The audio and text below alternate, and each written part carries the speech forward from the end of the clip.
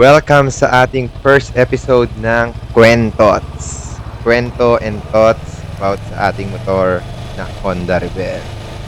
Yan. Ano ang unang nagustuhan ko sa Rebel 500? Or bakit nga ba Rebel 500? Dati talaga, gusto ko na ng isang classic bike. And Honda Rebel, isa sa mga choices natin sa classic bike. And syempre, gusto natin ng 400cc and above para makapag-expressway tayo. Kasi gusto nga natin, pagpunta tayo ng North, Baguio, LU, Ilocos, or even umuwi sa natin hometown na sa Isabela, ay makapag-expressway tayo para hindi na tayo matraffic. Gusto natin ng big bike. And speaking of classic, kaya gusto ko ng classic na motor. Kasi siya timeless. Hindi siya naluluma. And parang siya, ang macho niya, ang macho ng datingan ng isang classic motorcycle. Kaya Honda Rebel yung ating napili. Kasi si Honda ay kilala natin as reliable na bike. Na matibay, subok na yung kanyang tibay. Next naman is functionality. Pag kasi classic bike, pwede mo lagyan ng side bags, pwede mong talian ng bag dun sa likod, may sandalan. Kasi sir, galing kasi ako sa scooter, meron kang under seat na lalagyan ng gamit, meron kang top box. So yun yung hinahanap ko sa kapag nag big bike na, dapat may malalagyan. Kapag classic, pwede mong lagay ng mga bag. And for long rides, gusto natin hindi siya nakakangalay, which is perfect sa mga cruiser type na classic bike kasi right position, diba? Hindi katulad nung mga sports bike na medyo nakasubsob ka paharap, medyo nakakangalay yun sa likod, masakit sa likod yun, pero dito relax position lang tayo.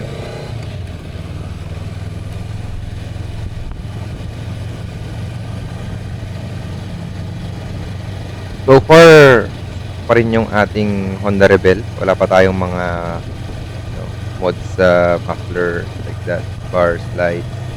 Ang nagawa lang natin dito, nilagyan lang natin ng sandalan, CC bar sa likod.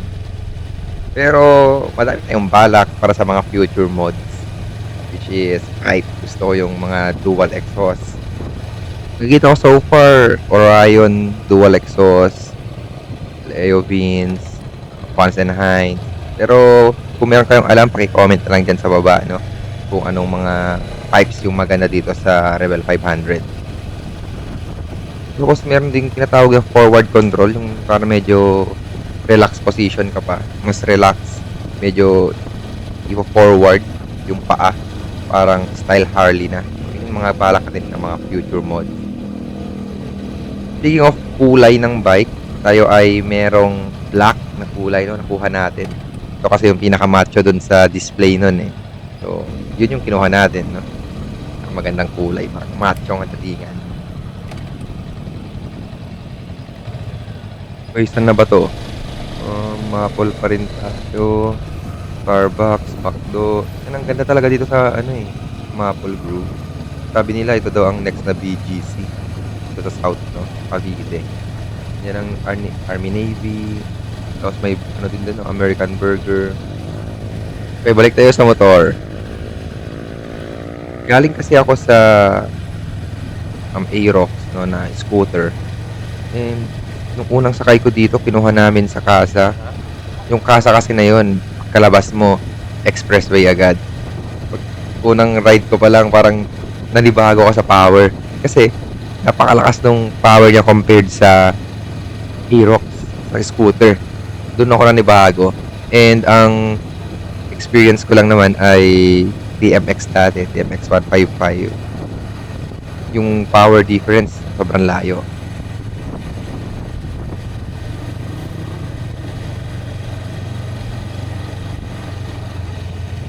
Sa long ride, comfortable naman yung position, pero yung upuan medyo matigas, masakit sa puwet kapag mga 1 hour to 2 hours ka nang nakaupo. Kailangan natin mag-stop over, magpahinga saglit Then after that, another 1 to 2 hours ulit para sa ating ride. Pero sa riding position, okay naman siya. Sa highway or sa expressway, yung hangin, damang-dama mo, kung dagdag pagod din yun. Kaya yung iba, naglalagay sila nung parang, windshield. Pero sa akin kasi, ayaw ko nun eh. Nakakasira ng forma. Kaya hindi ko siya pinalagyan. Pero ang return, masakit sa katawan, no? Kapag nakababad ka sa expressway, like 5 hours ka sa expressway.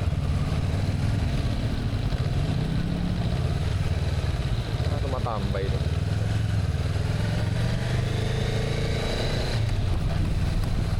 In terms of handling and power, handling, walang problema. Wala naman akong naranasan na wobble doon sa expressway. Kahit 110, 120 yung speed, wala naman ako na-experience. Power, goods na goods. Para sa akin, hindi man ako nabibitin sa power. Pang cruiser talaga siya. Yung hatak na gusto ko na bibigay niya. Nung una, parang intimidating siya kasi parang ang laki niya. Pero kapag nasanay ka na, 1 hour to 2 hours riding, lalo kapag traffic, magagamay mo na rin yung bike eh. O-overcome mo siya kapag andyan na yung traffic. Lalo na kapag ginagamit ko kasi ito sa work, everyday work. Then, traffic, alam mo naman, sa Cavite. And doon ka talaga masasanay. Magagamay mo yung bike. So far, ilang km na ako sa ride. Nasa 2,200 pa lang. And pinakamalayo is yung ating LU Baguio ride. Speaking of fuel consumption, ngayon, nag-gauge natin siya between 25 kilometers per liter up to 28 kilometers per liter. Habang nagpapagas tayo, titignan natin kung kano yung nagagas, then gano'n kalayo na tatakbo natin. Usapan naman natin yung performance. Ang acceleration niya sobrang smooth, walang kahirap-hirap mag-overtake. Lalo na kapag may mga gusto kang overtake na mababagal na sasakyan, motor din, e-bike, ganyan. Sobrang smooth. And hindi siya mabigat. Diba sa take-off, kapag hindi pa siya maandar, mababa kasi yung kanyang seat height eh, kaya hindi mo ramdam na yung weight niya. Mas mabigat pa nga yung Aerox eh, kasi mataas yung seat height. Yung center of gravity niya mataas. In terms of vibration, ma-vibrate siya, lalo na kapag high revving kang magmaneho. Pero kapag depende rin sa driver eh. Pero kapag sa expressway, ganyan, ma-vibrate din talaga. Ramdam siya. Kaya yung sa seat, kailangan talaga mag-upgrade ng seat para mas malambot yung upuan. Hindi nagugat ako sa performance kasi galing ako sa manual, galing lang ako sa TMX dati nilidrive ko. Then, dito naman sa scooter, Aerox, yung kanyang performance talagang upgraded sa feeling. Kasi based na doon sa pinanggalingan natin. For real life riding, ginagamit ko siya sa aking daily use, daily work, no? Commute from house to work.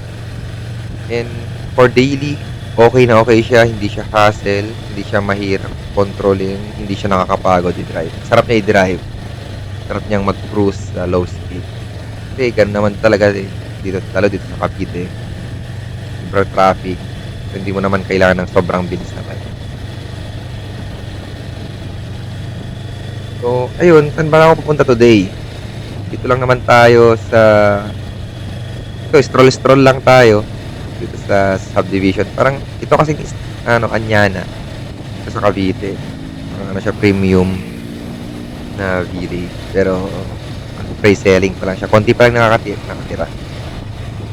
Kaya yan, ina-open nila for bazaar, night market, tapos food trip. Pinaka-memorable ride ko so far for this Honda Rebel ay yung first long ride natin. Pumunta tayo ng LU and Baguio. First time natin mag-expressway ng long ride. Kasi natetest drive natin dati itong Honda Rebel. Pero mga short ride lang, S-Lex, ganyan lang. Gusto lang natin magkape sa expressway. Pero so far, ang sarap palang i-ride ng long ride, like 5 hours sa expressway.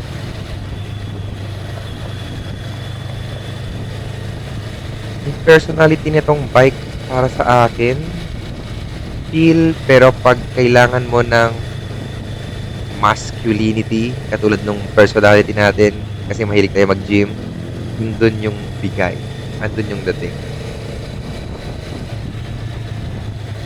Natutunan ko bilang isang rider, simula nung nagamit ko yung Honda Rebel 500, mas naging maingat ako. Kasi dati nung nasa scooter pa ako, laging nagmamadali, laging gusto sumingit,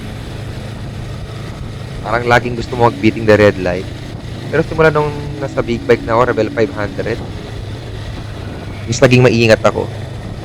Then yung mga vlogs din na napapanood ko sa ibang bansa, US, Australia, parang na-adapt ko yung pagiging safer and defensive rider. Lalo na sa mga pagsingit-singit, ganyan. Medyo iniiwasan ko yung pagsingit-singit kasi napaka-unsafe. And lalo sa mga intersection, bigayan, walang beating the red light, diba? Sisingitan, uunahan yung mga nasa harapan. Kaya mas naging maingat ako dito. Kapag nadadrive ko nga yung Aerox, kasi andyan pa yung Aerox ko na-adapt ko na yung habit ko sa Honda Rebel na mas maging maingat. Usapan naman natin yung gears. Hindi pa namin nabibili yung Honda Rebel. Nauna na yung gears. Bumili na kami ng LS2 na yung may raincoat plus riding jacket na siya, windbreaker, na padded. Shoulder pads, chest pads, back, or arm. Yun na yung ino namin. So far, meron na kami na raincoat and riding jacket.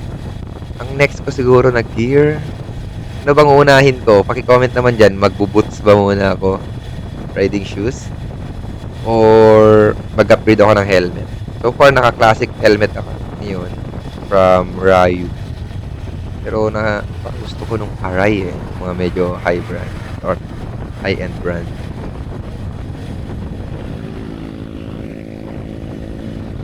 Tip ko lang sa mga gustong mag-rebel,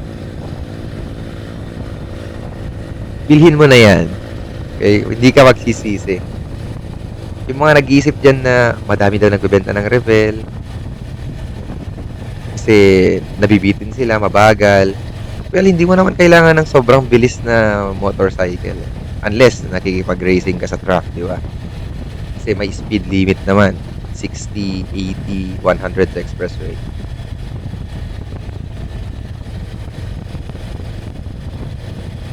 Best thing to check kapag nag-decide ka na bumili ng iyong first na big bike is saan mo ba siya gagamitin?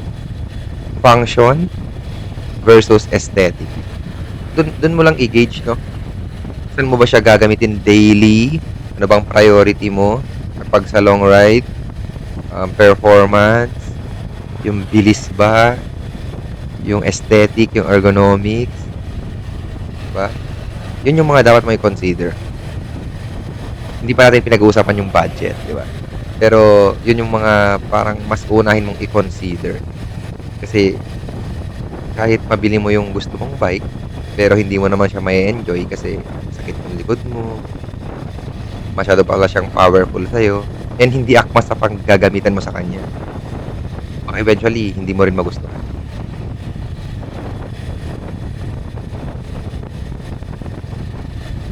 Review so far sa 1 month na paggamit natin ng Honda Rebel.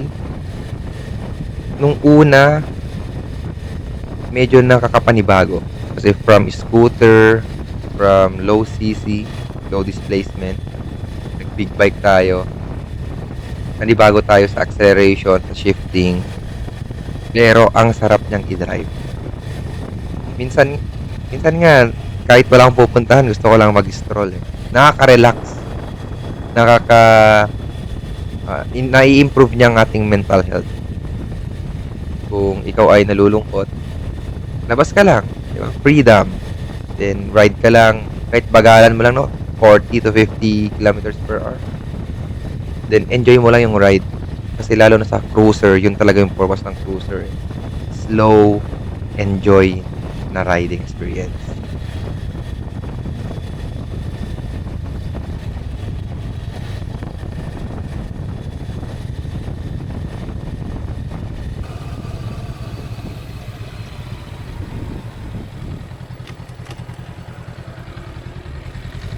And so, gabi na rin. Kaya kailangan natin tapusin tong vlog na to. And pauwi na rin naman tayo sa ating future vlogs. Ano ang gusto nyong pag-usapan natin? Comment nyo down below sa comment section if anong gusto nyong pag-usapan. Mods, travel vlog, or kahit anong clip nyo. Basta, babasahin ko yan. Comment down below.